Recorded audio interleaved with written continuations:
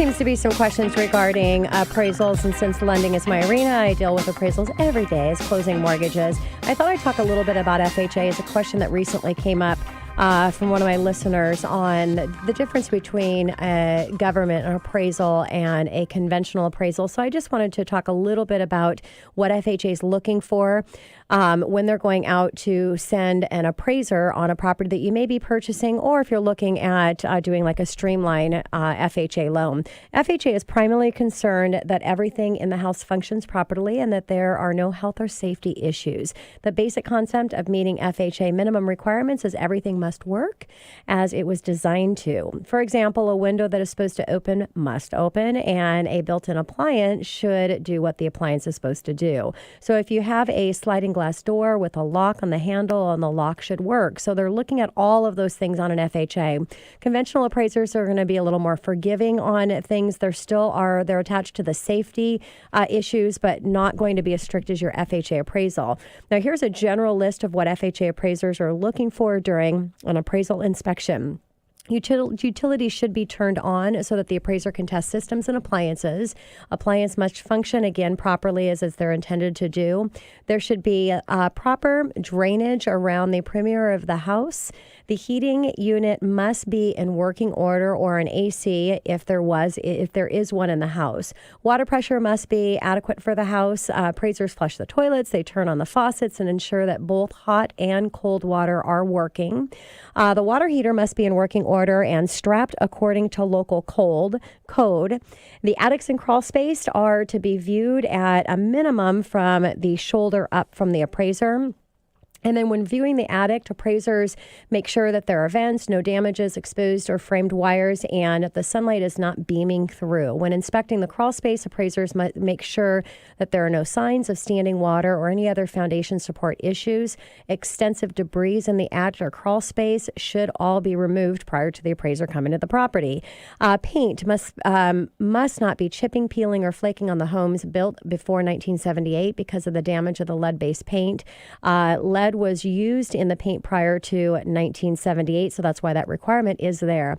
However, there must be no defective paint or bad wood in the properties built after 1978 because defective paint impacts the economic logistics of the property. Now, electrical outlets must work. Outlets should have a cover plate also. So if they're not there, you want to make sure you get those on. And some of these things, and understanding this ahead of time, it can prevent from the appraiser going back out to the property for a final inspection, which could delay the closing process if there's things that have to be done. And that's why it's important to get these things done up front.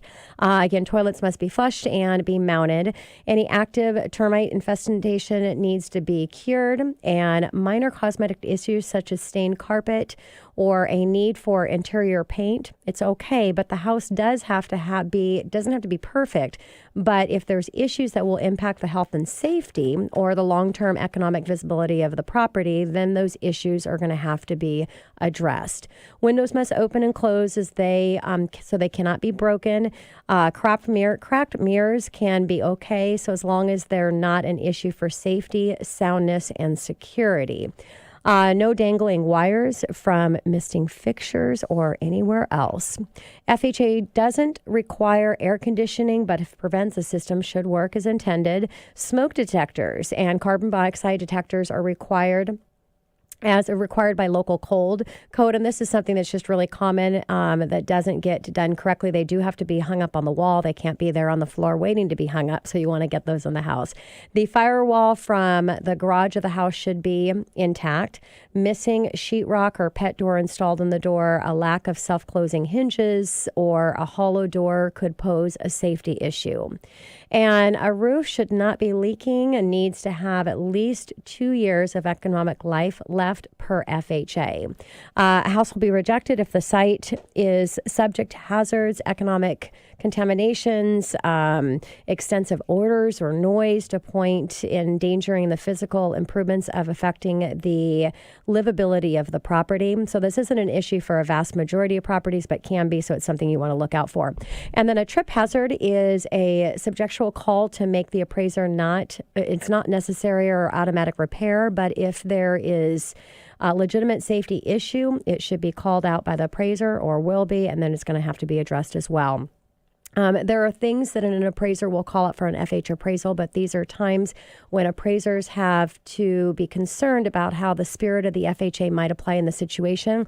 They're going to have to meet all of the FHA requirements. So just a little bit about FHA's appraisal, some things to be aware of.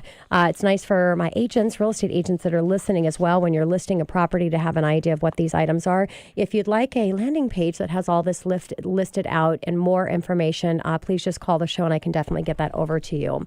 And coming up next on the Money Hour, are you divorcing? Hot questions regarding your property. Vincent Humphrey, attorney at law with Humphrey Associates, right here on 1150 AM KKNW after this short break.